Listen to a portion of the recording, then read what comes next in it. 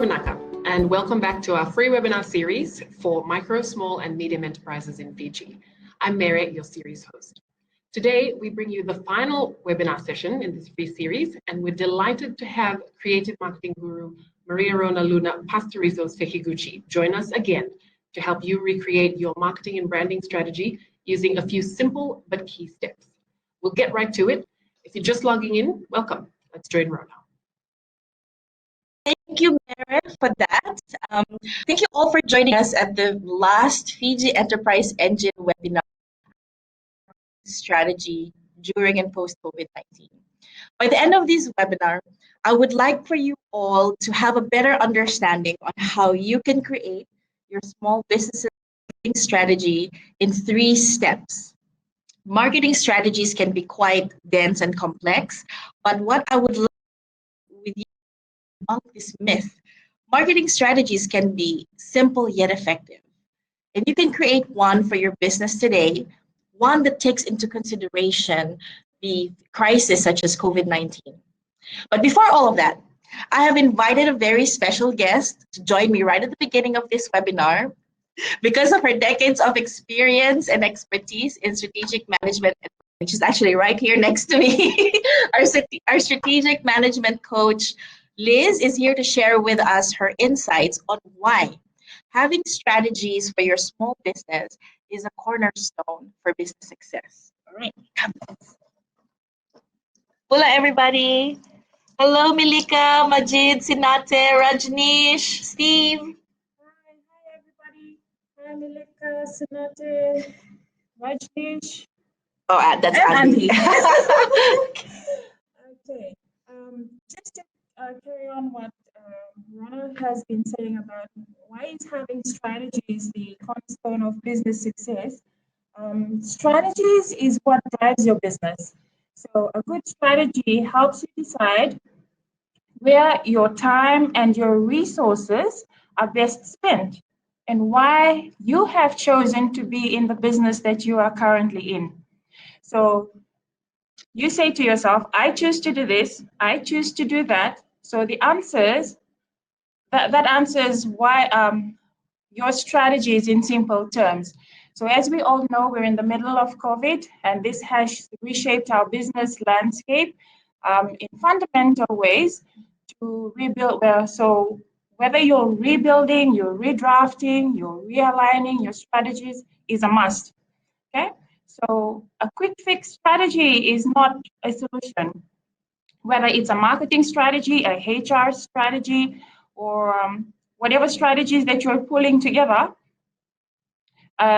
just thinking about quick fixing it is not going to be the solution long term.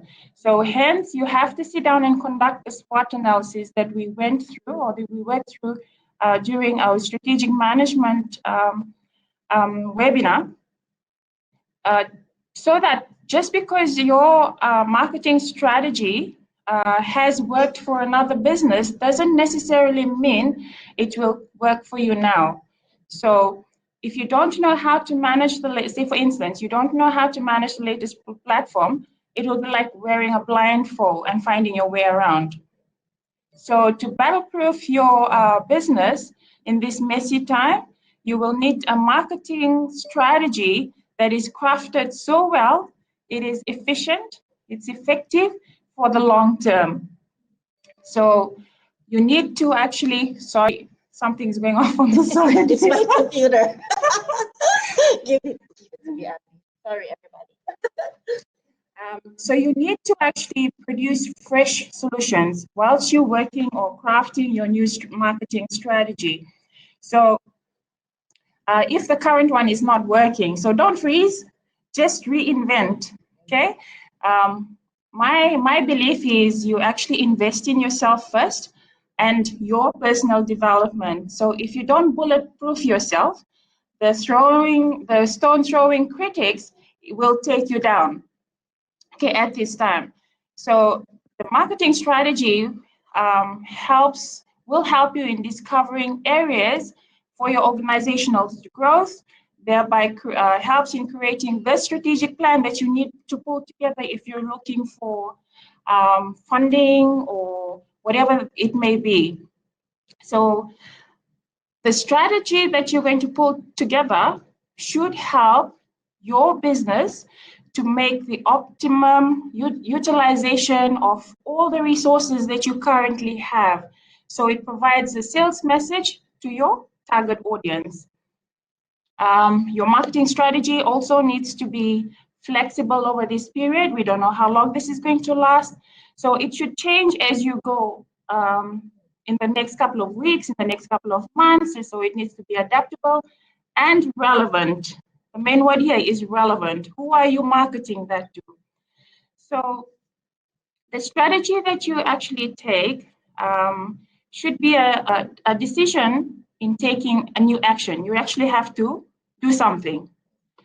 So I hope that in this webinar, you have made the decision to reassess your business and redo your strategies, okay?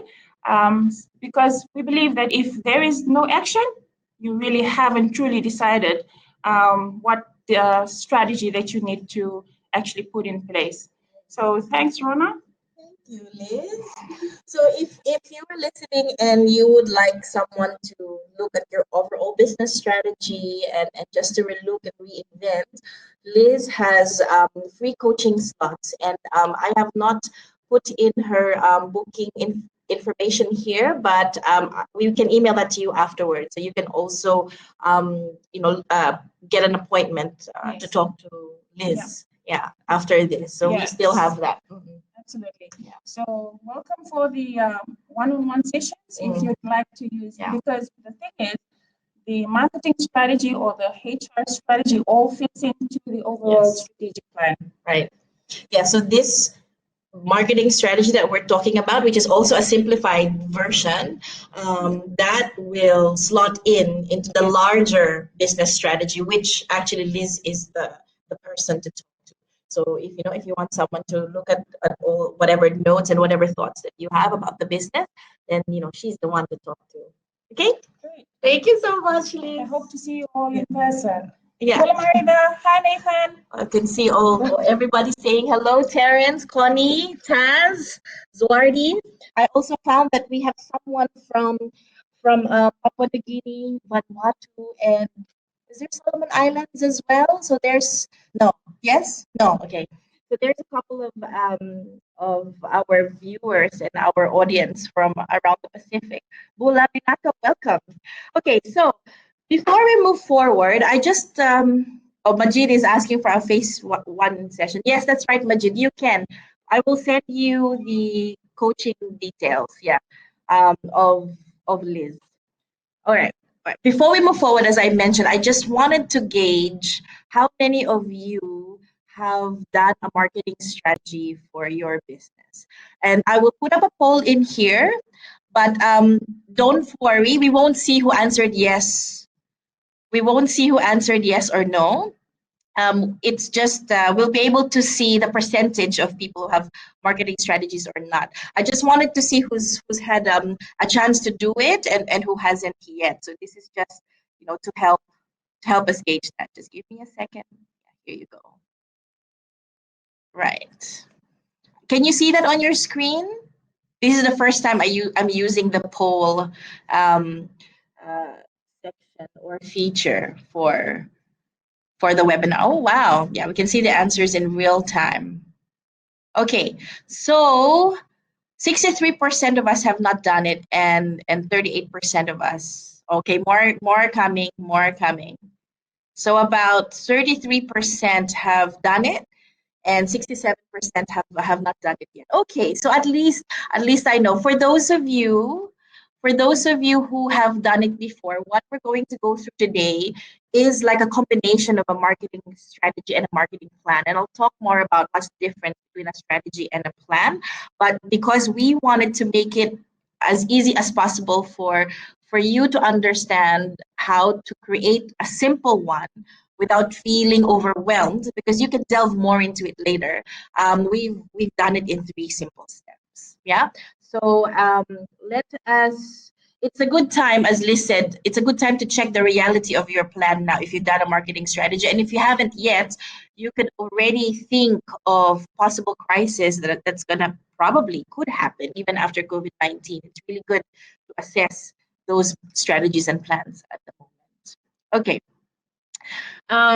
Let me just go and look now and put up my templates. Just give me a second, everybody.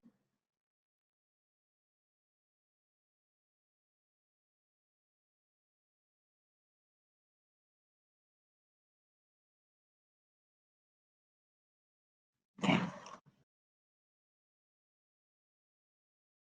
Okay.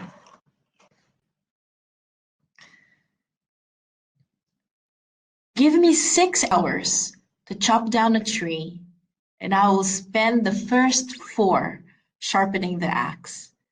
This is perhaps one of my most favorite quotes that Abraham Lincoln has said, and it is about strategy. Personally, and as a small business owner, I love thinking about strategies. I don't know what it is, but I love strategic thinkers, period. My father was one, I guess because I'm a daddy's girl. So I love the way my father thought. I loved watching him think. In fact, I am married to a strategic thinker myself. My husband, Richard, is very analytical and reflective in the way he looks at things. I remember growing up and seeing how my father would be just observant when he walks into the room. You know, he would read the room before he would even begin to act. And I think that's what it is. Having a strategy allows you to be purposeful. It allows you to act with intention, right? You learn to reflect, to study, to anticipate. And when you are building a business that you love, that you are passionate about, and that you absolutely believe in, then you will want to succeed. And I think having a strategy will give you that. So let's be intentional starting now. Take out your pen, your paper, or your laptop, and let's create your business's marketing strategy in 3 steps. So these are the 3 steps and what we'll be covering today. Step 1, we'll talk about your reason for existence and other questions, crucial questions that need to be answered by you as the founder of your business. And step 2, your goals. And then step 3, your programs. We'll delve deeper into each section as we go along. So while I go into each section, please feel free to just send in whatever questions you may have while we're going through the presentation. Andy and Save will help fill the questions later in our live Q&A. So let's start with the first. Oh, okay. Before we go to the first, let me first break it down what a marketing strategy is, just to clarify this. Okay, so quite simply, it is all your marketing goals and objectives combined into one comprehensive plan. Now, what is the difference between a marketing strategy and a marketing plan? Right? Because we also say that a marketing strategy is kind of like your game plan in reaching your prospective customers or clients and turning them into actual return customers or clients. But what really is the difference? I used to be confused with this before as well. So the difference, a marketing strategy is what you want to achieve. A marketing plan is how you will do it. You will see that this simple 3-step marketing strategy that I'm creating with you today to adapt into post-COVID-19 times is like a combination of the strategy and a plan, because you will talk about what you want to achieve. And And in some form, you will also mention on how you're able to do it. But we've simplified it in a way that is easier for you to process, in a way that is easier for you to answer and follow. As a small business owner, you need to be able to grasp these ideas and not think that it's this complex thing that is very hard to understand. It really isn't. We'll break it down simpler for you as we go along. And if you have any questions, as I said earlier, just ask them, and we can even do like a one-on-one coaching session after this if you need help finalizing or fine-tuning the details of your strategy/plan. Okay, so the first one, your reason. Okay, I have put a handout right here on the webinar for you to download, which you can access right now under handouts. You should see it now on your screen. And if you download it, it'll be much easier if you can fill in using this handout. But otherwise, just write all your notes in your piece of paper, whatever you have at the moment, or type it in your laptop. And I'll give you like a minute or so to answer these really crucial questions. They're very important as part of your marketing strategy. And the first question is, what is your reason for existence? Really, it's your purpose. What are you here for as a business, right? And I want to give you some examples as well, just so that it can help you advance and help you when you answer, these questions. What is your reason for existence? Okay, so this is the handout. And in the handout, you will see the first question there, wherein you're in a table, you can put in your usual answer. But on the right side of this column, I've also put a separate column that reminds you, with COVID-19 and other possible crises in mind that might happen in the future, we need to rethink some of our usual answers. That's why this column is here. Sometimes your purpose is simply amplified because of the crisis at hand. But maybe sometimes you have to rethink about what it is, right? So that's why it's here, so that you keep it on top of mind, right? You're not just writing or creating a marketing strategy for business as usual. In fact, business as usual should have these other possible crises in mind. It's part of risk assessment, right? So if you open that handout, this is what you will see. And let's go through the first question now. Some examples here. Everybody knows Google, right? This is Google's reason for existence: to organize the world's information and make it universally accessible and useful. Very short and sweet. We like mission statements like this. We like answers like this, when you can explain your reason for existence in one short sentence. But in the beginning, if it's taking a bit longer for you, if it's a longer sentence, that's okay. Write it down. You can tweak it later. All right. Remember, this is a start. Don't be too hard on yourself. Let's just start. Okay. Now I want to show you the next slide. This is Google HQ.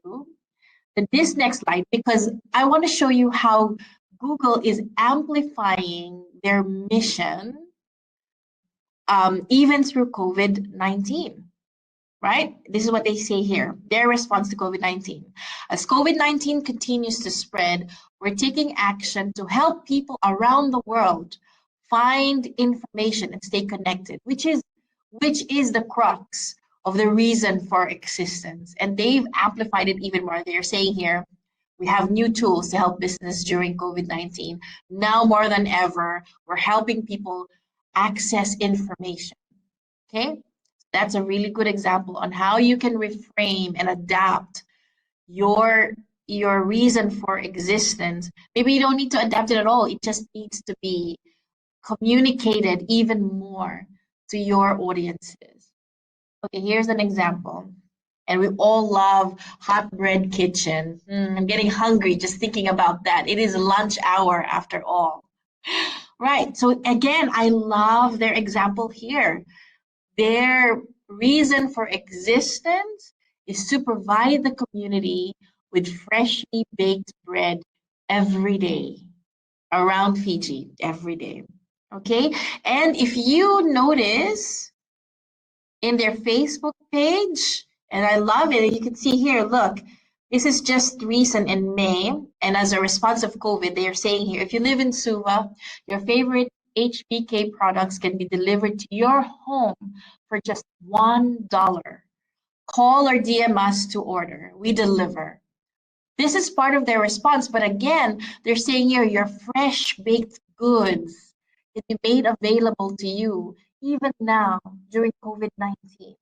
We're here and we fulfill our mission every day. That's HBK. So what can you do? Think about it. Think about it as we go along. What are you here for as a business? Why do you exist for your customers? What are you here to provide? You know, what problem are you solving for your customers? And how can you adapt or maybe highlight that particular reason of yours to your customers now because of COVID-19? Another local example here, Pure Fiji. To continue to create luxury products while touching hearts, making a difference, enhancing people's lives, and promoting wellness through all that we do. So I checked Pure Fiji's websites, and in their international markets, they have these GIFs on their websites, and it's a link talking about having a staycation using their products. So this is them reaching out to their customers who might be stuck at home. In other countries in the world, there are still lockdowns happening, and this is their response. And as part of their mission, they want to provide luxury products and ensure wellness, you know, for other people through their products. And if you see here, that is what this image is communicating. You can use our products and still feel well and have your beauty rituals even at home. So the next and last example that I'm going to give is Starbucks coffee shop. Who knows Starbucks and who's been in one? If you've been in a Starbucks coffee shop, the moment you walk in, you feel the ambiance is just different. You want to sit there and have a cup with your loved one or your friend. And so this is their mission. They want to inspire and nurture the human spirit, one person, one cup, and one neighborhood at a time. So if you have seen Starbucks coffee shops, the way they design the space is very important, and they make it unique depending on which country, which neighborhood they're in. And here's some examples. If you look on the right of this slide, you will see here on the top right the coffee shop in Kyoto, in Japan. And so it definitely looks like we're in Kyoto, but you can see the brand there right outside. Then you will see next to it a Starbucks train. I believe this is in Switzerland. And so the experience is tailored to the place. How about here in Idaho, down there, the cabin? That coffee shop looks like a cabin, and it is in Idaho. So you feel a sense of uniqueness in that space. The one here on the right is their shop in Anaheim, in California. So it has this hippie surf vibe in this space. But still, their mission stays the same. All these spaces, what they want to do is to inspire and nurture the human spirit. One cup, one person, one neighborhood at a time.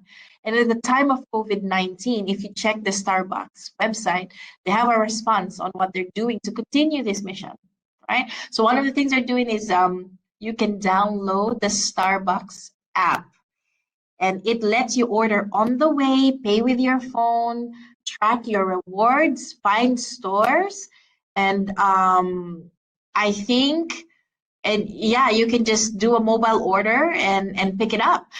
So some Starbucks shops have their own drive-throughs, kind of like how we have one for McDonald's and Burger King here in Fiji. In some Starbucks coffee shops, they have drive-throughs, and they've also allowed customers to, instead of going through the drive-through, to just order and pick up from the shop, because in some places there's still some lockdowns, and they're everywhere. This coffee shop is everywhere. So these are just some examples on how you as a small business think about your reason for existence, on why you are here. Yeah. And then adapt it, thinking about COVID-19 or similar crisis, in the future. Yeah. You still with me? I hope so. Because we're going to the next favorite question. My next favorite question is, what sets your organization apart from others? And you need to answer this. Write it down on your notes. Really, this is that question. What is your secret sauce? Why will I buy from you compared to your competition? Now, Fiji is a small market, but I want you to think from the mindset of not of lack, but the mindset of us sharing in this market and collaborating, because competition makes us better, right? And competition drives us to really drill down on what makes us different from others. What do we tell our customers when they ask us, why should we buy from you instead of your competitor? Start writing down this. I'll give you some examples here, okay? Because we do have a lot of advantages as a small business. Don't think for 1 second that just because we're small, that big giants can just topple us. I'm a small business owner myself, and one of the things that I know is our advantage is that we have agility and speed. Big companies sometimes get bogged down with processes, or they have so many hoops to get one decision or change done. But as small businesses, we can pivot very quickly. We can make decisions very quickly and strategically. So this could be one of your unique selling propositions, depending on what your small business is. How fast are you to respond to your customers' needs or to your customers' problems? Right? How fast is your response? In terms of customer service, you can provide exceptional customer service or extraordinary service, because as a small business, you can get to really know your customers. You can know them by name, propositions, depending on what your small business is. How fast are you to respond to your customers' needs or to your customers' problems? Right? How fast is your response? In terms of customer service, you can provide exceptional customer service or extraordinary service, because as a small business, you can get to really know your customers. You can know them by name. You can really be personalized in your service, and it can be extraordinary in that way because you know your audience so well. Also, as a small business, you have more leeway and ability to experiment with your products, with your services, and you can be forgiven for trying out new things and being personal with your customers and saying, okay, we're trying this out. Can you, come and do a taste test, and can you give us your advice on how we can improve, because we're experimenting on something. People and passion is also something that could set your small business apart. Small businesses have founders who are so passionate about the product or the service that they provide, that they know to the last detail what they're talking about, and they can explain it so well to their customers because they love it. They're in it because they are passionate about it. And so people and passion can set you apart. Also, you can understand the local market so much better because, as I mentioned earlier, you can really get to know your customers because you're there, you're on the floor. What's another one? You can focus on key benefits and features. What examples do we have for here? Let me give you some. Let me see. I'm just pulling up my notes here. Okay, some examples. You could focus on communicating that you're using materials from a particularly special source, maybe an eco-friendly material, right? If that is the cost that speaks or that shows that you are an eco-friendly company or small business. You can maybe use technology that is new and is trusted. That could be a key benefit or feature. You could talk about how handcrafted or bespoke your products are. That could be something that sets you apart.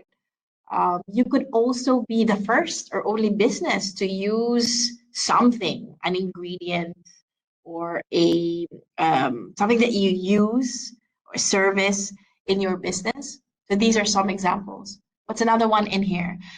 You can focus on a niche. Now, having a niche market can be quite beneficial and can set your small business apart because you could say that you know this particular market. Let's say you create handbags specifically for new moms, right? So if you focus on this niche market, you can then say that you are the specialist, particularly on this, because you know new moms and what they want for handbags. That's just an example. You could support a cause, and it is reflective of who you are as a business, right? I mean, if you're a founder and you believe in a certain cause, you could show that in how you do your work, in how you do business, and it reflects in the values that you have as a business as well. Another thing, last thing here, example, actually two, we've got here creating a powerful offer and also creating brand evangelism. Okay, these are two different things. An example for creating a powerful offer. Well, think about the immediate and long-term concerns of your current or potential or even potential customers, and then create a powerful offer around that. Like, for example, if I am buying an appliance, I would like I need to make sure that somebody will help us if something goes wrong with this appliance in the next year, for example. So maybe you can have a year-long return policy. That's just an example. You can have a free trial for a service. You could, as a small business, you can make sure you return all your customer service calls in less than 24 hours. You could provide rewards for repeat customers. So that's an example of creating a powerful offer. The last one here is creating brand evangelists. I think I touched upon this in my last webinar about creating fans instead of just having customers. If you have repeat customers, if you express your love and appreciation for them by giving them exclusive offers, going the extra mile to really make them feel special, surprising and delighting them, this will turn your repeat customers into fans, into brand evangelists. As I mentioned in my last webinar, these fans are like your mobile marketing coordinators or marketing managers, because they will promote your business in their social media networks and everywhere because they love you. Yeah, so these are just some examples. Start thinking, please write down on your notes. Write down just points, some keywords. What sets your small business apart? Okay. Now, I've put down here a screenshot again of that handout. Always remember, when you're writing these answers, also look at the next column. Now, if you are offering a unique service or a product to your customer or your client, you have to think of it again in the COVID-19 lens. You know, you have to add an additional plus here. Let's say if you, a business who, as I mentioned earlier, creates handbags specifically for niche markets like moms, like new moms. In COVID-19, what can set your organization even more apart from other businesses like yourself, thinking about your audience and what they need from you? Think of it in that way. This is putting on the COVID-19 lens. Put on these glasses and write some of your thoughts down about it. Okay? Okay. Now, next one. Who are your ideal primary audiences? If you own a small businesses, you probably already know this. I want you to think of your ideal primary audiences together with this question and answer to this question. What's important to your ideal audiences when they are working with you? If you're a small business, you should be able to know the needs and the problems of your customers and what is so important to them when they're working with you. You should ask this question. If you haven't asked this, you have to ask and find out from your customers now. Because if when you put on your COVID-19 lens, you will then understand that there might be additional things that are important now for your ideal audiences. And you have to take note of it in your marketing strategy. Okay. So I mentioned this about knowing your audience because some of you may not have been in the last webinar that I hosted and I presented in. This is one of the slides in there wherein this is one way you can get to know your audience, which is to create a persona, which is basically fictitious characters you create to represent your various audience segments. So these are, you know, the details that you need to write down to create these various audience segments for your small business. And just like the last time, I will put here in the chat box a link to a free online tool that you could use to create a persona. But I'm not going to dwell so much in here because at this point, just write down in your piece of paper, what are those audience segments, those ideal customer segments or customers that you have, and take note of it, right? So these are just examples of personas so you can see. You will get this set of slides when you fill up our feedback form, so I won't be long. These are just some examples of how different businesses have created personas of their markets, of their audiences. Okay, let's move on to the second part, your goals, right? So step 2, after answering all of those first set of questions, we're now moving on, writing down your goals for the next 6 months, for the next 3 months, for a whole year. This is up to you, okay? Maybe for the next 3 months, if you want to take it just slowly, and then you can relook at your strategy again after 3 months and make some changes. But there's one very important thing when you're writing goals, you have to make sure that they are SMART, which means they're specific, they're measurable, they're achievable, they're resourced, and they're time bound.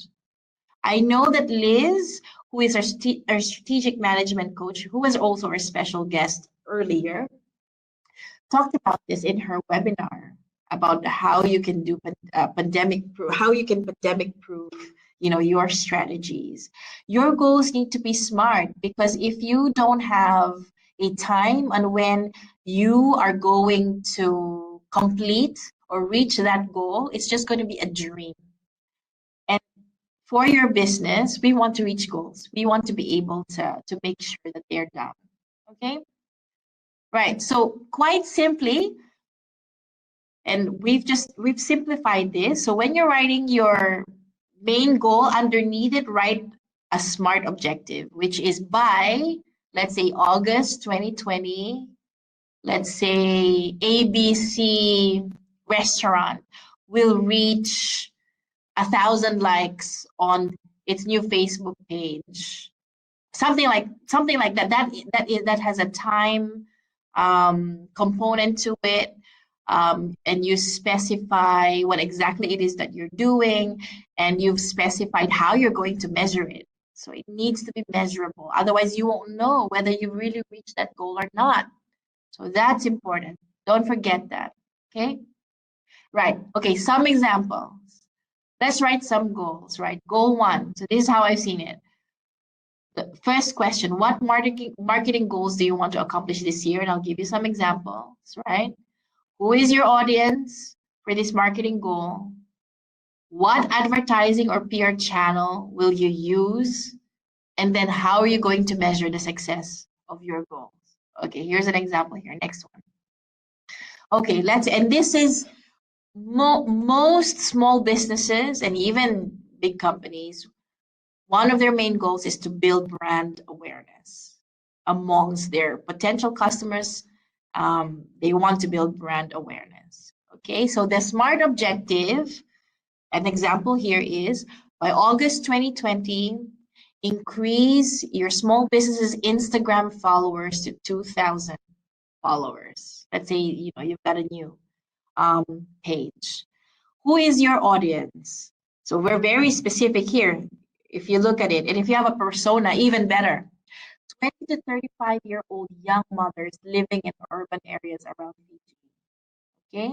Now, which advertising or PR channels will you use? These are simply the tactics that you're going to use to be able to reach this goal and this objective right here.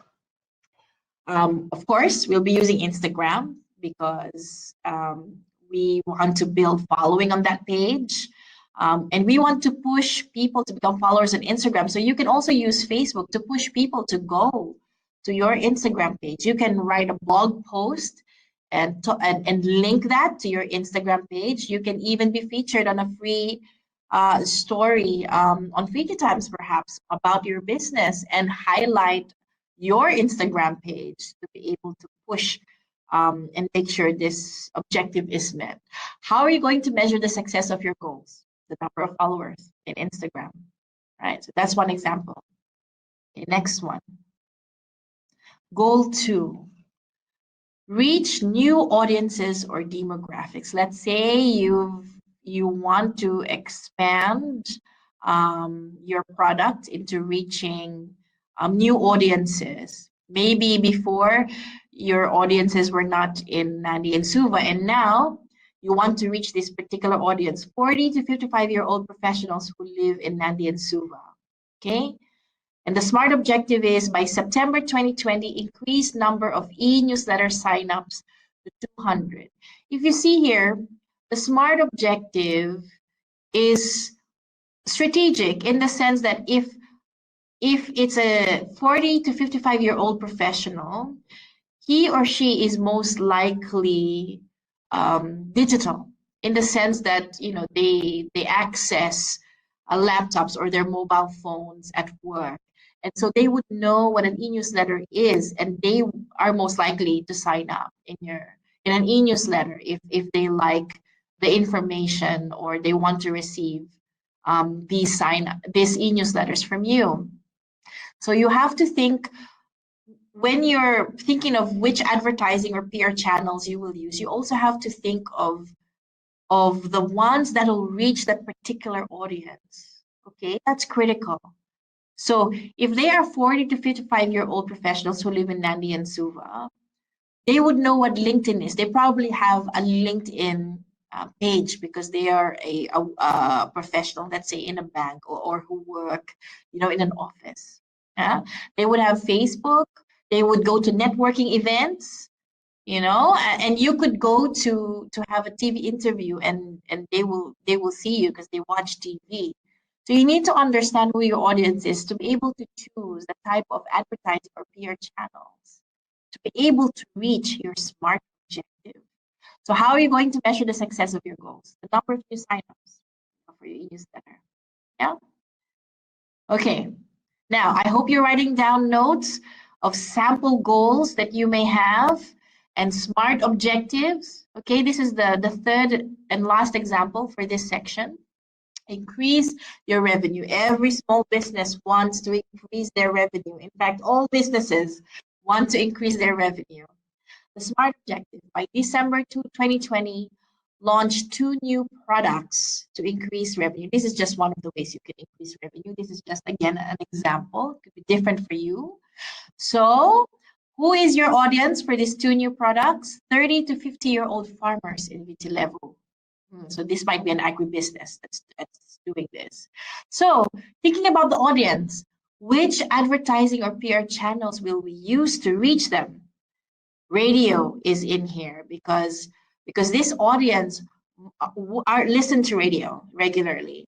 A road show, because if they're in remote places, you might want to join up or collaborate with other companies that do road shows and be there so that you're able to reach your audience.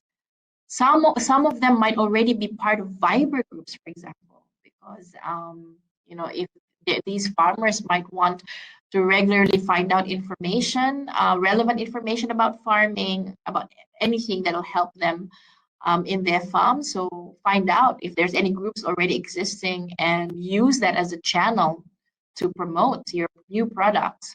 Facebook, of course, and an agribusiness event, if there are some coming up, be there because your audience will be there.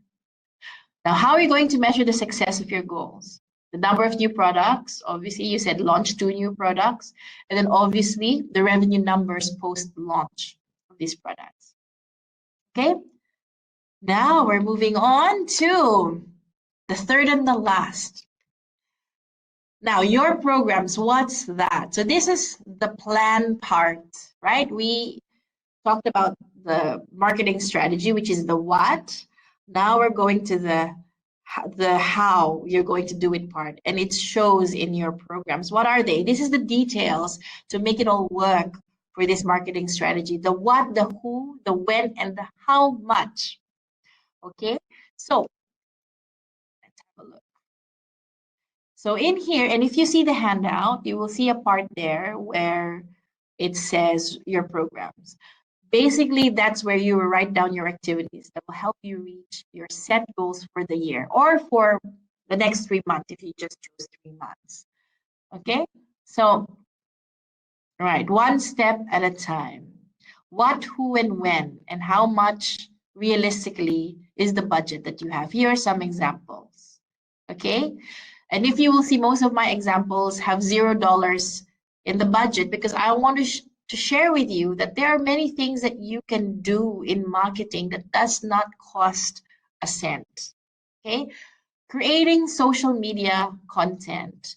If you don't have anyone in your small business to help you, because usually it is just you, or it's just you and another person, and so you do everything from accounting to being the customer service specialist to being the marketing specialist.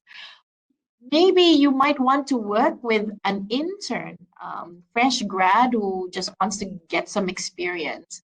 A fresh grad from who did marketing or journalism, or someone who is really good at writing and is on the pulse about social media content. That could be the who in this activity example. So this is an example. This intern could do 5 short how-to videos for your business. Maybe reach out to your customers to write 5 customer stories and create a social media image or graphic using an online tool such as canva.com. You can go there and check it out to create the graphics for your posts. But you can certainly be creative and strategic in the way you're going to do your activities if you don't have the budget right now, especially right now, right? But that doesn't mean that you stop your marketing. I mean, you can still keep going. Let's be resourceful. Okay, how about this one? Let's say you're going on your road show because you're an agribusiness and you want to reach out to the farmers, and a lot of them like to take home brochures and flyers after the road show. Why don't you partner with a design agency and barter your own services and products to have these brochures and flyers designed and printed. You know, they might want your pot plants or your vegetables or your seeds or whatever products or services that you have, and the budget is zero, right? That's another example. Okay, I think this is my last one.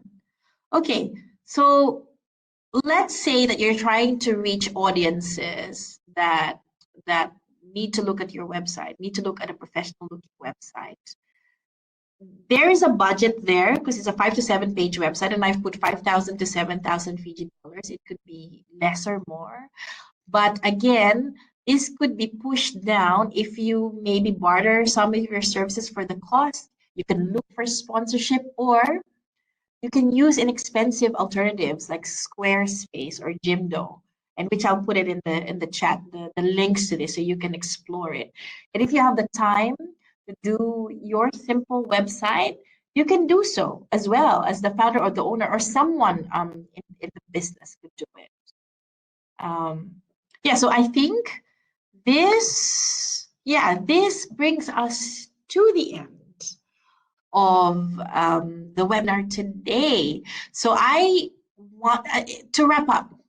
Remember, marketing strategies and plans do not have to be complicated. They do not have to be complex. Look at the handout, fill that up, just start something, okay? Just write down the answers to your reason for existence, what sets you apart, and who are your audiences, and what's important to them right now. The first part. And then secondly, set SMART goals and objectives. Make sure that they're smart, they're time-bound, they're measurable, they're specific and not vague, right? And lastly, think of the programs, inexpensive programs that you can do right now in marketing. Barter your services, or think of other creative ways that maybe work with, collaborate with schools to help you with an intern so that they can help you with your marketing. Create a social media marketing plan with them, for example. These are inexpensive ways or inexpensive programs. You could collaborate with other business owners or other organizations for events, for example, so that you can get your company and your small business out there. 3 steps, and take it one step at a time, and you will be absolutely just fine. I hope that was really helpful for you today, everyone. Thank you so much for taking the time to join us for lunch, and putting out your notes and your pen and paper to jot down your thoughts and ideas. Thank you so much, everyone. Have a wonderful afternoon. Vinaka Pakalevu, Dhanyavad, and thank you.